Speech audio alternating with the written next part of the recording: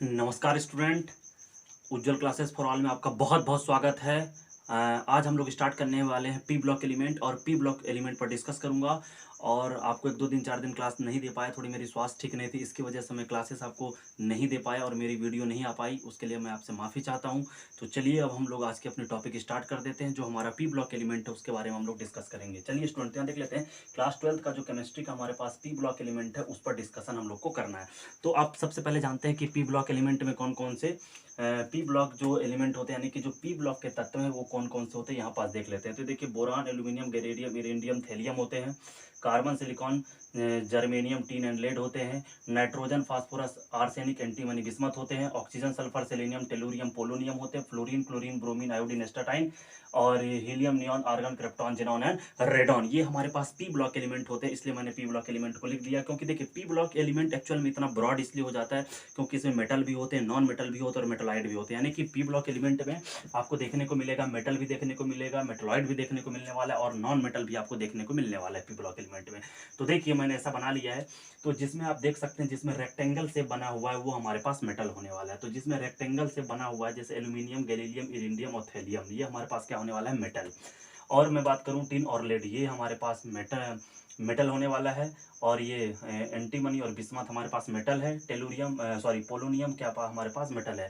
Bismuth याद रखेंगे, bismuth को हम लोग पुअर मेटल के नाम से भी जानते हैं, बहुत ज्यादा पुअर मेटल होता है। ओके, अब उसके बाद जिसमें आप सर्कल लगा देखिए, ये जो सिलिकॉन, जर्मेनियम, और ये हमारे पास आर्सेनिक और ये हमारे पास सेलेनियम, ये और ये हमारे पास एंटीमनी और टेलुरियम जो है ये हमारे पास जिसमें सर्कल लगा है वो हमारे पास मेटलॉइड है। बाकी ये आपका बच गया boron, carbon, nitrogen, oxygen, fluorine, neon, जितने भी आपको दिख रहे हैं, phosphorus, sulphur, chlorine, bromine, iodine, astatine और जितने भी आपको गैसेस दिख रहे हैं हमारे पास नॉन मेटल होता है। तो आप देखिए, अगर मेरे साथ आप 5 से 7 मिनट की वीडियो अगर आप देख लेंगे तो आपको बहुत ही अच्छे से समझ में आ जाएगा पी ब्लॉक एलिमेंट को किस प्रकार से ड्राइव किया गया है और पी ब्लॉक एलिमेंट में क्या क्या आते हैं।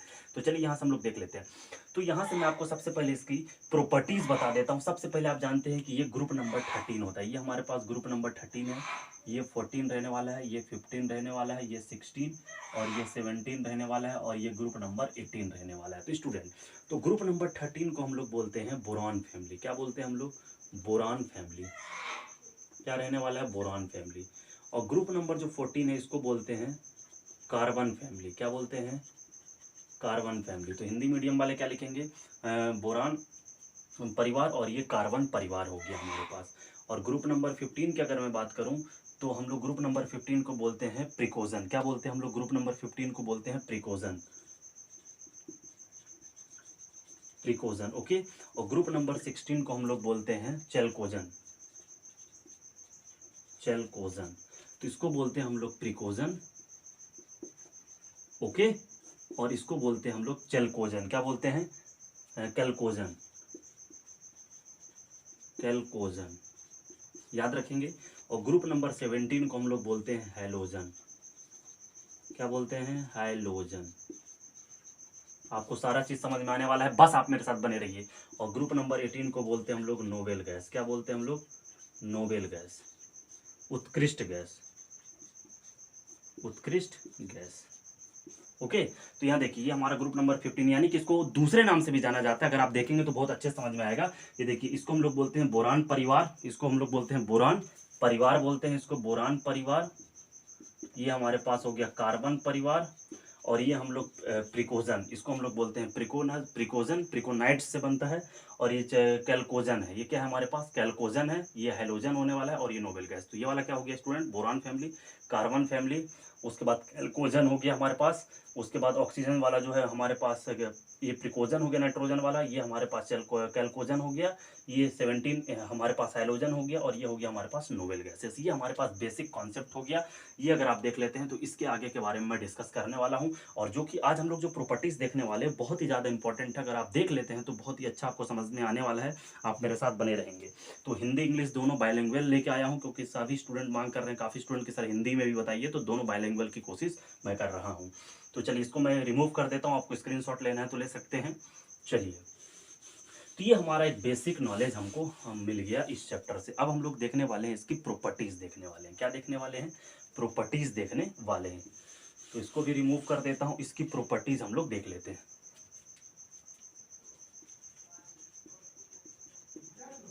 प्रॉपर्टीज नंबर 1 की बात करूं तो सबसे पहले general electronic configuration, general electronic configuration, समान इलेक्ट्रॉनिक विन्यास, समान इलेक्ट्रॉनिक विन्यास।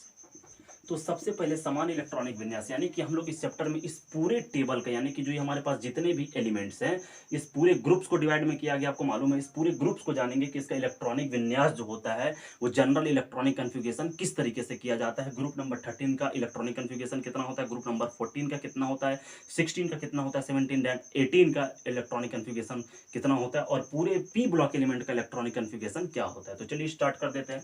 तो देखिए ग्रुप नंबर जो 13 हमारे पास रहने वाला है, एक एग्जांपल से मैं समझाने की कोशिश करता हूं। तो सबसे पहले समान इलेक्ट्रॉनिक विन्यास क्या होता है इसको जानिए।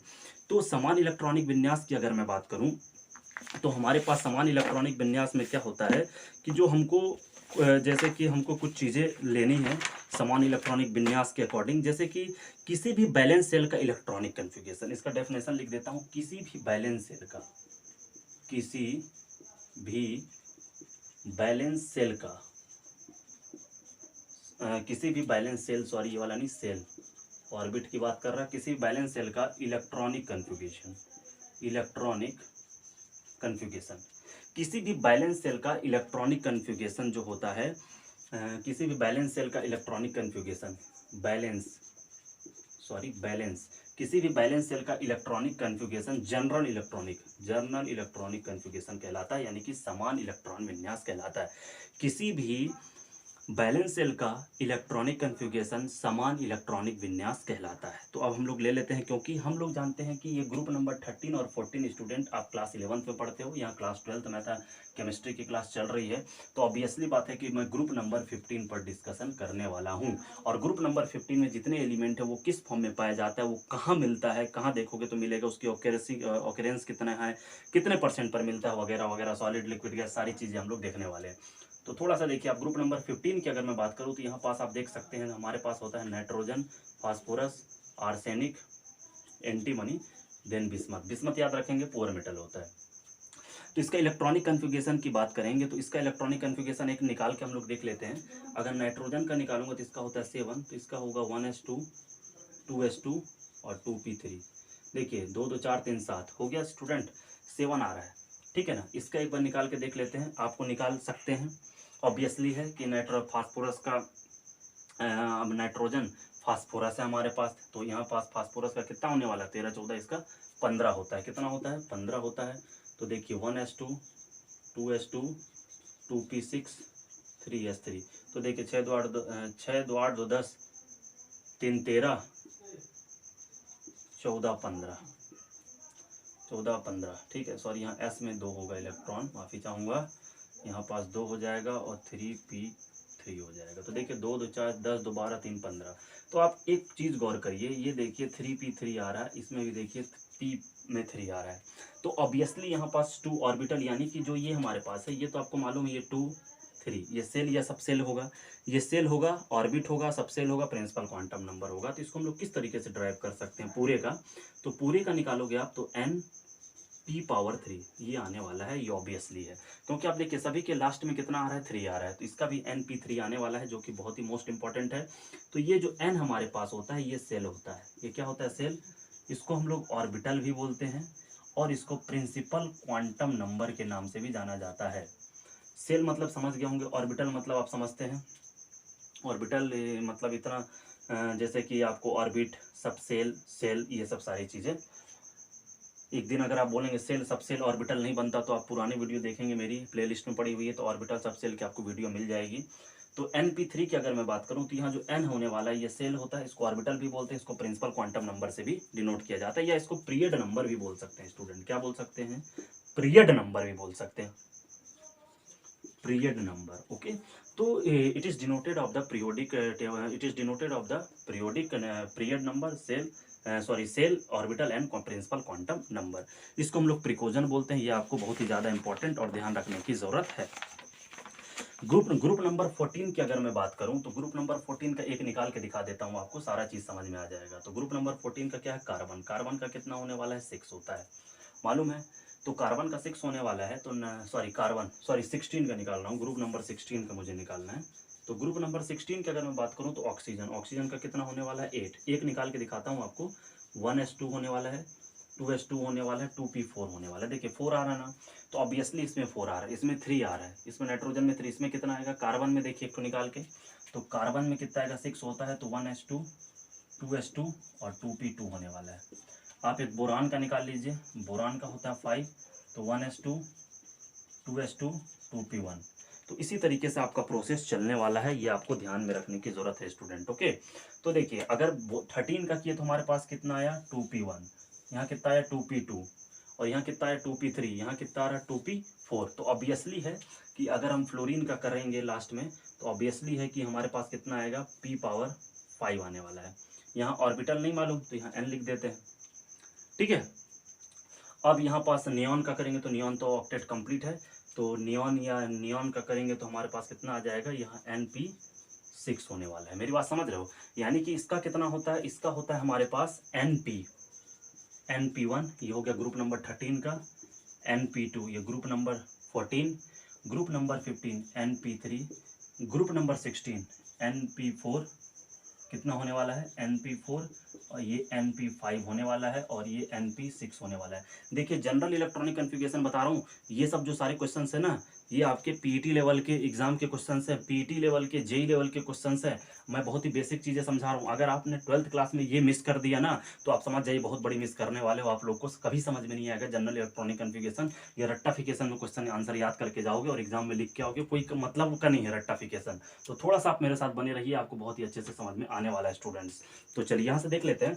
तो आप समझ गए ना, ग्रुप नंबर 13, 14, 15, 16, 17, 18। तो आपसे कोई पूछ ले ग्रुप नंबर 13 का जनरल इलेक्ट्रॉनिक कन्फिगरेशन, समान इलेक्ट्रॉनिक विन्यास कितना होता है, तो आप बोलोगे Np1।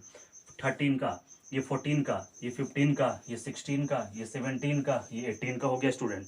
अब मैं बोलूँ कि अब इसका पूरा होल कितना होगा, मैंने एक नॉर्मली लिख के दिखाया है आपको। क्या लिख के दिखाया मैंने आपको, नॉर्मली लिख के दिखाया। तो अब अगर होल की बात करूंगा तो इसमें देखिए s ऑर्बिटल कंप्लीट रहता है ना, NH2, सभी में s ब्लॉक ऑर्बिटल कंप्लीट होगा। इसको p ब्लॉक एलिमेंट क्यों बोलते हैं, क्योंकि इसका जो लास्ट इलेक्ट्रॉन होता है p ब्लॉक में प्रेजेंट है। देखिए जितना भी एलिमेंट है उसके लास्ट इलेक्ट्रॉन देखिए p ब्लॉक में है, सभी के देखिए p ब्लॉक में है, सभी के p ब्लॉक में है, देखिए सभी के p ब्लॉक एलिमेंट है, यानी कि last electron present in p block element. अगर लास्ट इलेक्ट्रॉन p ब्लॉक में प्रेजेंट है तो p ब्लॉक एलिमेंट होगा। लास्ट इलेक्ट्रॉन s ब्लॉक में प्रेजेंट है तो s ब्लॉक एलिमेंट होगा। लास्ट इलेक्ट्रॉन d ब्लॉक में प्रेजेंट है तो d ब्लॉक एलिमेंट होगा। देन आफ्टर ऑल अगर f ब्लॉक में प्रेजेंट है तो f ब्लॉक एलिमेंट होगा। तो इससे पहचान हो जाता है कि जिस ऑर्बिटल, यानी कि जो इलेक्ट्रॉन p के लास्ट में, यानी कि p ऑर्बिटल में पाया जाएगा तो p ब्लॉक एलिमेंट हो जाएगा, s में पाया जाएगा तो s ब्लॉक। मैं क्लास 11th में पढ़ रहा हूँ तो मैं क्लास 11th का हो जाऊंगा, आप क्लास 12th में पढ़ रहे हो तो आप क्लास 12th के हो जाओगे, लेकिन मैं क्लास 11th का नहीं हूँ, माफी चाहूँगा। अब मैं क्लास 11th में नहीं पढ़ता, मेरी कंप्लीट हो चुकी है स्टडी। तो यहाँ से तो हालांकि स्टडी तो कभी कंप्लीट नहीं होती, इंसान हमेशा पढ़ता रहता है, ये तो रही बात की बात। लेकिन ये है कि आप लोग इसको एक बार देख लीजिए तो बहुत ही अच्छे से समझ में आएगा। तो यहाँ से देखिए, यहाँ से हमारा सारा चीज़ हो गया। तो यहाँ हम लोग जनरल इलेक्ट्रॉनिक कन्फिगरेशन की मैं बात करूँ तो हम लोग इसको ऐसे लिख सकते हैं, देखिए इसको हम लोग ऐसे लिख सकते हैं NH2, क्योंकि सबका s ऑर्बिटल क्या होने वाला है कंप्लीट। मैं आपको बता चुका हूँ s में 2 इलेक्ट्रॉन भर सकते हैं, प्ले लिस्ट देख लीजिए। और यहाँ पास कितना हो सकता है Np126। ये देखिए ये है समान इलेक्ट्रॉनिक विन्यास। यानी कि अगर आपको इस पूरे का आपसे पूछ दे कि जनरल इलेक्ट्रॉनिक कन्फिगरेशन कितना होता है, तो इस पूरे का जो जनरल इलेक्ट्रॉनिक कन्फिगरेशन होता है वो NH2 Np126 होने वाला है स्टूडेंट। इस पूरे ग्रुप का, यानी कि पूरे p ब्लॉक का इलेक्ट्रॉनिक कन्फिगरेशन कितना होने वाला है, NH2 Np126 होने वाला है। क्लियर है। ग्रुप नंबर 13 का कितना होने वाला है, तो आप NH2 ग्रुप नंबर 13 कैसे लिख दीजिए आप, NH2 Np2 Np1 NH2 Np2 NH2 Np3। तो 13, 14, 15 के लिए फिर यही NH2 Np4 NH2 Np5 NH2 Np6। तो अब एक साथ मिला के लिखना है, तो 1 से लेकर कहाँ तक जा रहा है, 6 तक जा रहा है, और NH2 कंप्लीट है, तो NH2 Np126। ये जनरल इलेक्ट्रॉनिक कन्फिगरेशन बहुत ही बेसिक है। अगर आप इसको देख लेते हो तो 100% मैं गारंटी लेता हूँ आपको कोई पीछा नहीं कर पाएगा p ब्लॉक एलिमेंट में। तो इसको मैं रिमूव कर रहा हूँ, आप चाहे तो स्क्रीनशॉट ले सकते हैं। ये पहली प्रॉपर्टीज मैंने आपको बता दिया है। ओके चलिए, तो अब इसका हम लोग नेक्स्ट प्रॉपर्टीज देखने वाले हैं। नेक्स्ट प्रॉपर्टीज जो इसका हम लोग देखने वाले हैं, नेक्स्ट प्रॉपर्टीज जो इसकी हमारी है वो हमारे पास प्रॉपर्टीज रहने वाली है इलेक्ट्रोनेगेटिविटी, ऋण विद्युता क्या रहने वाली है? इलेक्ट्रोनेगेटिविटी। Electronegativity, okay. तो इलेक्ट्रोनेगेटिविटी इसको बोलते हैं हम लोग ऋण विद्युता।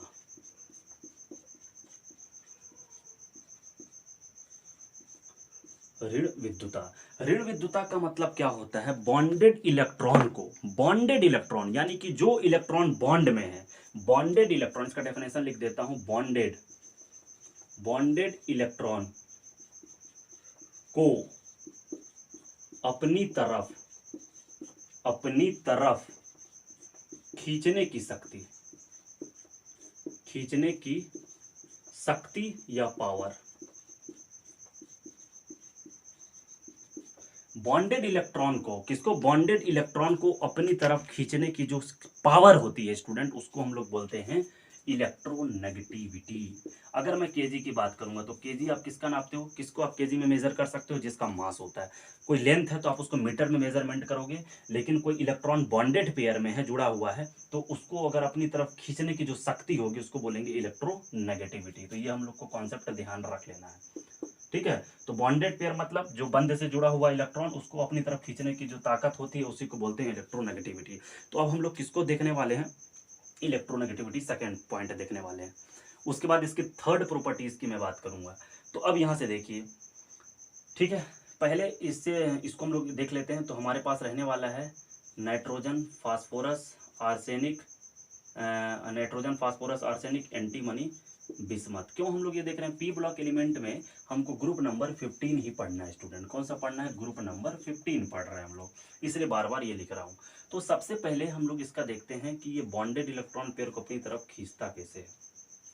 इससे पहले आप इसका थर्ड प्रॉपर्टीज थोड़ा सा देख लीजिए, तब आपको समझ में आने वाला है। थर्ड प्रॉपर्टीज होता है नेचर, यानी कि इसकी प्रकृति कैसी होती है। कैसी? प्रकृति। तो प्रकृति की बात करूंगा तो प्रकृति में हमारे पास आ जाएगा nitrogen, phosphorus, arsenic, arsenic, antimony and bismuth. तो देखिए nitrogen, phosphorus, arsenic, antimony, bismuth होने वाला है। तो नाइट्रोजन हमको हमेशा याद रखिएगा, नाइट्रोजन कैसा मिलता है हम लोग को? गैस के थ्रू मिलता है, गैस के फॉर्म में मिलता है, ओके। फास्फोरस जो होता है ये भी हमको कैसा मिलता है? गैस के फॉर्म में मिलता है। कैसा मिलता है? गैस के फॉर्म में मिलता है, लेकिन ये N2 के फॉर्म में मिलता है और ये P4 के फॉर्म में मिलता है, ठीक है, याद रखिएगा, P4 के फॉर्म में। बाकी जितने होते हैं ये सॉलिड होते हैं। क्या होते हैं? सॉलिड, यानी कि क्या होते हैं?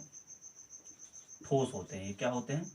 ठोस होते हैं, याद रखिएगा। तो इसका नेचर भी हम लोगों ने देख लिया, यानी कि जो हमारे पास प्रकृति है इसकी, नाइट्रोजन हमको N2 के फॉर्म में मिलता है, फास्फोरस P4 के फॉर्म में, और बाकी जितने होते हैं ये सॉलिड होते हैं। ये तीनों क्या होते हैं? सॉलिड होते हैं। अब हम अपने सेकंड पॉइंट पर आ जाते हैं। तो इलेक्ट्रोनेगेटिविटी की अगर मैं बात करूंगा तो नाइट्रोजन की इलेक्ट्रोनेगेटिविटी सबसे ज्यादा होती है, क्योंकि टॉप टू बॉटम जाने पर, टॉप टू बॉटम मैं लिख देता हूं, टॉप टू बॉटम, ऊपर से नीचे जाने पर, टॉप टू बॉटम यानी कि ऊपर से अगर आप नीचे जाओगे, क्योंकि ऊपर से नीचे क्यों जाते हैं? क्योंकि हम लोग मॉडर्न पीरियोडिक टेबल के अकॉर्डिंग उसने ग्रुप का डिस्कशन हॉरिजॉन्टल यानी कि पीरियड्स में और ग्रुप के अकॉर्डिंग ही किया, यानी कि ऊपर से नीचे जाने पर, दाएं से बाएं जाने पर, left to right and top to bottom. तो ऊपर से नीचे जाने पर जो इलेक्ट्रोनेगेटिविटी होती है वो डिक्रीज होती है। क्या होती है? डिक्रीज होती है, याद रखिएगा। तो ऊपर से नीचे जाने पर क्या होती है? ये कम होती है। तो कम के लिए माइनस चार्ज लगा दिया।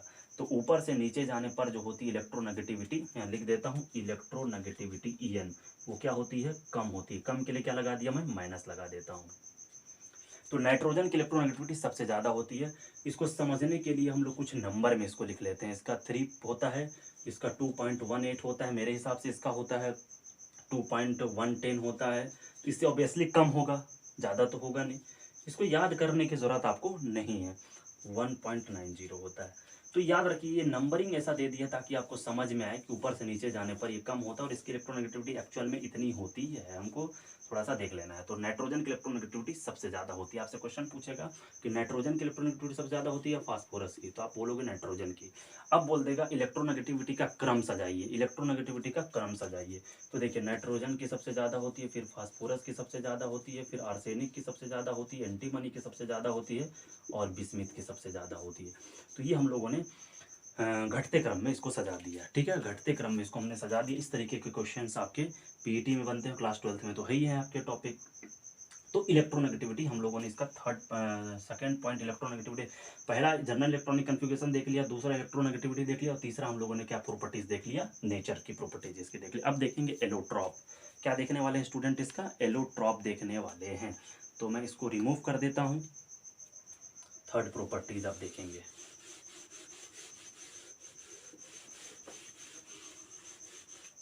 थर्ड प्रॉपर्टीज हम लोग इसका देखने वाले हैं एलोट्रॉप। क्या देखने वाले हैं, एलोट्रॉप, एलोट्रॉपी। तो एलोट्रॉपी की अगर मैं बात करूं तो क्या होता है एलोट्रॉप का, कि आइटम सेम हो, प्रॉपर्टीज डिफरेंट हो। एटम सेम हो स्टूडेंट, क्या एटम क्या हो, सेम हो, और प्रॉपर्टीज क्या हो, डिफरेंट हो।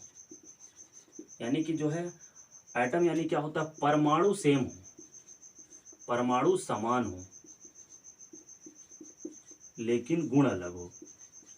लेकिन क्या होने चाहिए, गुण अलग होने चाहिए। तो यहां से परमाणु समान रहेगा, एक ही परमाणु रहेगा लेकिन गुण अलग अलग रहेगा। जैसे मान लो एक फादर है, उनके दो बेटे हैं, एक फादर है, उनके दो बेटे हैं। ऑब्वियसली समझने की कोशिश करना कि थोड़ी सी आपको समझ में आएगा। ये फादर है, इसके दो लड़के हैं, ये पहला सन है S1 और ये दूसरा सन है S2। तो ये देखिए, ये जो है ये हमारा हो गया एटम यानी परमाणु हो गया, क्योंकि इन्हीं से इन्होंने दोनों को जन्म दिया है। ये फादर ने दोनों बेटों को जन्म दिया है, तो दोनों में अणु सेम होने वाला है, दोनों की अणु जो है सेम होने वाली है। लेकिन जरूरी नहीं है कि ये इंजीनियर है तो ये भी इंजीनियर बन जाएगा, ये इंजीनियर है तो ये भी इंजीनियर हो सकता है, ये इंजीनियर बन जाए और एक टीचर बन जाए ऑब्वियसली।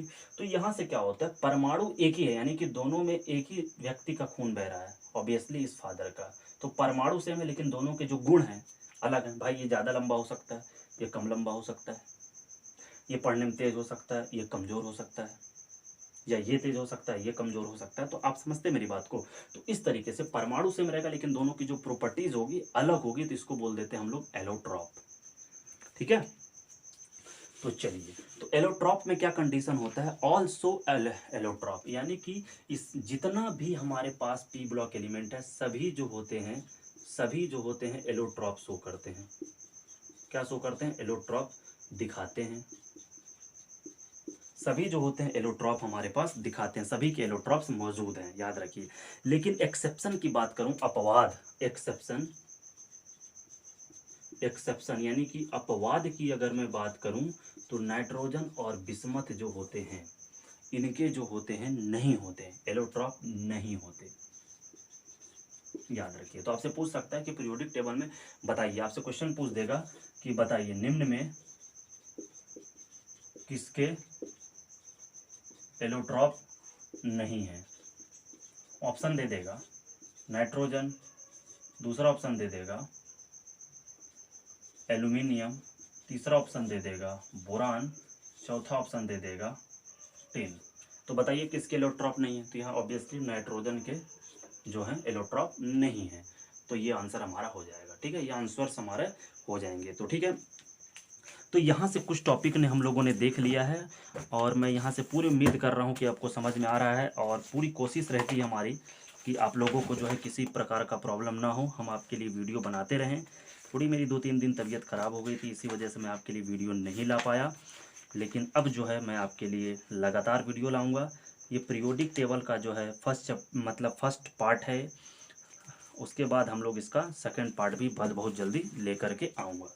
तो आपको थोड़ी सी प्रॉब्लम ये हो रही होगी कि हिंदी मीडियम वाले बोल रहे होंगे सर ये एलोट्रॉप तो बता दिए लेकिन एलोट्रॉप को हिंदी नहीं बताए। तो इसको बोलते हैं अपर रूपता। क्या बोलते हैं, अपर रूपता, अपर रूपता, अपर रूपता, अपर रूपता। ठीक है, अपर रूप। ठीक है, तो ये हम लोग को ध्यान देना है। इसका अगर फोर्थ पॉइंट की बात करूं तो इसको रिमूव कर देता हूं, तो एटम सेम होगा, प्रॉपर्टीज डिफरेंट होगा। ठीक है, नेक्स्ट पॉइंट की यहाँ से मैं बात कर लेता हूँ। ठीक है, तो यहाँ से हम लोग इसका जो देख लिए हैं, हमारे पास थर्ड पॉइंट इसका हम लोग क्या देखे थे, एलोट्रॉप देखे थे ना, यानी अपर रूप। अब हम लोग फोर्थ पॉइंट इसका देखने वाले हैं आइसोटॉप। क्या देखने वाले हैं, आइसोटॉप्स। ठीक है, तो आइसोटॉप हम देखने वाले हैं, और आइसोटॉप में क्या देखने वाले हैं, और आइसोटॉप में किस तरीके के रिगार्डिंग के क्वेश्चंस हमसे पूछ लिया जाता है, और आइसोटॉप में किस तरीके के क्वेश्चंस हमारे बन जाते हैं। तो ऑब्वियसली स्टूडेंट में अगर आइसोटॉप में देखिए, अभी एलोट्रॉप की बात किया था, तो एलोट्रॉप में क्या होते थे, एटम सेम था, प्रॉपर्टीज डिफरेंट था, है ना। अब इसमें जो है थोड़ी सी बस डिफरेंस, ये मतलब थोड़ी सी आपको चेंज करना है रूल, और थोड़ा सा रूल चेंज करके आप बड़ी आसानी से बता सकते हैं कि ये हमारे पास क्या होने वाला है। Same atomic number different, same atomic number यानी कि एटॉमिक नंबर सेम रहने वाला है, मास नंबर डिफरेंट रहने वाला है। Same atomic number, same atomic number और mass number different, mass number आपका कैसा रहने वाला है, डिफरेंट रहने वाला है। यानी कि एटॉमिक नंबर आपका सेम रहने वाला है, लेकिन मास नंबर जो होता है डिफरेंट होता है, तो उसको बोलते हैं हम लोग आइसोटॉप बोलते हैं। ठीक है। तो आइसोटॉप की अगर मैं बात करूं, तो सभी के आइसोटॉप मौजूद हैं, यानी कि पी ब्लॉक में ऑल्सो, यानी कि सभी जो होते हैं आइसोटॉप शो करते हैं। ठीक है। यानी कि सेम एटॉमिक नंबर और डिफरेंट एटॉमिक मास, तो डिफरेंट है, यानी कि एक एग्जांपल दे देता हूं, तो नाइट्रोजन को 14 और नाइट्रोजन का 15 भी लिखेंगे, यहाँ 7 होगा, एटॉमिक नंबर सेम होगा। ये देखिए दोनों के एटॉमिक नंबर यहाँ सेम है, लेकिन एटॉमिक मास जो है दोनों का अलग अलग हो जाएगा, तो इसी को बोलते हैं हम लोग आइसोटॉप बोलते हैं। अगर आइसोटॉप की मैं बात करूं, तो ग्रुप नंबर हम लोग 15 की ही बात कर रहे हैं, किसकी, ग्रुप नंबर 15 में जो होते हैं सभी जो होते हैं आइसोटॉप शो करते हैं। ठीक है। अब नेक्स्ट पॉइंट हमारे पास फिफ्थ नंबर है एटॉमिक रेडियस, परमाणु त्रिज्या, एटॉमिक रेडियस। तो एटॉमिक रेडियस, परमाणु त्रिज्या की अगर मैं बात करूं, तो परमाणु त्रिज्या हमारे पास क्या रहने वाला है, तो ऊपर से नीचे जाने पर परमाणु त्रिज्या बढ़ता है, यानी कि जब ऊपर से आप नीचे जाते हो, टॉप टू बॉटम, यानी कि ऊपर से स्टूडेंट, और जब आप नीचे जाते हो तो परमाणु त्रिज्या बढ़ता है, तो प्लस चार्ज लगा दो। तो सबसे ज़्यादा एटॉमिक रेडियस किसका होता है, हमारे पास नाइट्रोजन का होने वाला है। बहुत ही बेहतरीन। तो ये मैं आपको 5 डिफरेंट, मतलब 5 इसके प्रॉपर्टीज़ बताया हूँ। इसके और भी बहुत सारी प्रॉपर्टीज़ हैं, उसको भी हम लोग अभी देखेंगे। अगर आपको ये चैनल अच्छा लगा, आपको ये वीडियो अच्छी लगी, तो आप प्लीज़ मेरे चैनल को सब्सक्राइब कर लीजिए, और बेल आइकन को प्रेस कर लीजिए, और वीडियो को लाइक कर दीजिए, और अपने दोस्तों के साथ शेयर कर दीजिए। बेल आइकन को प्रेस कर लीजिए, ताकि आने वाली वीडियो का नोटिफिकेशन आपको मिल सके। मैं आपके लिए पी ब्लॉक एलिमेंट का पार्ट 2 भी बहुत जल्द लाने वाला हूँ। आप ये 5 प्रॉपर्टीज़ हुई है हमारी, इसके बाद हम लोग इसके नेक्स्ट प्रॉपर्टीज़ भी देखेंगे। Thank you students.